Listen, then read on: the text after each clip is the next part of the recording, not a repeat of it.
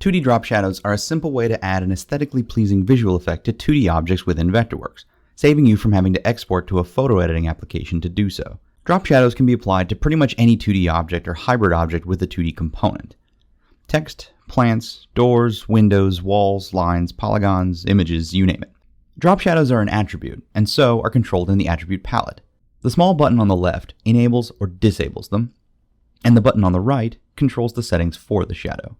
In the settings dialog, you have the option to adjust the offset or the distance away the shadow appears underneath the shadowed object. This can be either in page units, useful when drawing on a sheet layer or not to scale, or in document units, if you know the exact distance from your objects you want the shadow to be relative to their actual size.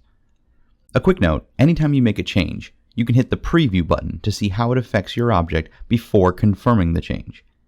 If you hit cancel even after previewing the new look, all changes will revert.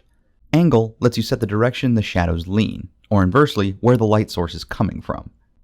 Generally, you would want to do this the same for all objects when representing shadows from the sun, or all aiming away from a point if representing a single light source within a room. But you can alter this angle either for individual objects or for all objects within a class, the same as the rest of the settings here.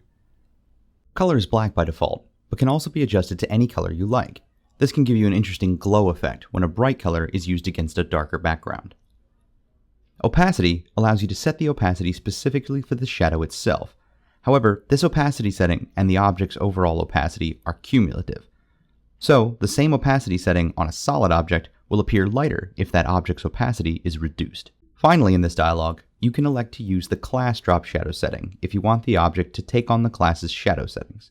The settings for class drop shadows can of course be found in the Edit Class dialog box, along with all of the other attributes. Now, let's take a look at some of the special considerations for shadows we gave each object type. Text objects will shadow in two ways. If they have a solid background fill, the shadow will appear around the rectangular bounding box, accommodating for margins and spacing. If there's no fill, the individual characters will receive a shadow instead. Symbols can have a shadow applied directly to the overall symbol. This will take the perimeter of all filled 2D objects within the symbol and draw out a solid shadow around them. However, you may just want to shadow a certain element, as is the case here in this sink symbol where only the faucet would be shadowing the basin. Edit the 2D component of the symbol, select the faucet, and apply the desired shadow, then exit the editing mode. The shadow now appears within the symbol, and the shadow control on the overall symbol is still under your control separately. Plants are also a special case. Since plant objects have their own special shadow options, and users have already been taking advantage of this, we decided to make the shadows mutually exclusive.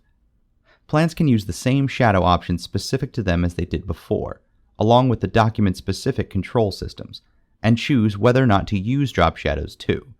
You can use both, either, or neither. Lines and polylines will shadow even without a fill. The edge of the line will be shadowed as if it were a piece of string floating in midair. However, line styles will also get a shadow if enabled. Even the more unusual styles will have accurate shadows for any geometry the line style creates.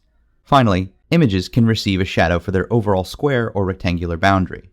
But if they're set to have no fill so that their alpha channel is transparent, the shadows are aware of this and they will only apply to non-transparent portions of the image.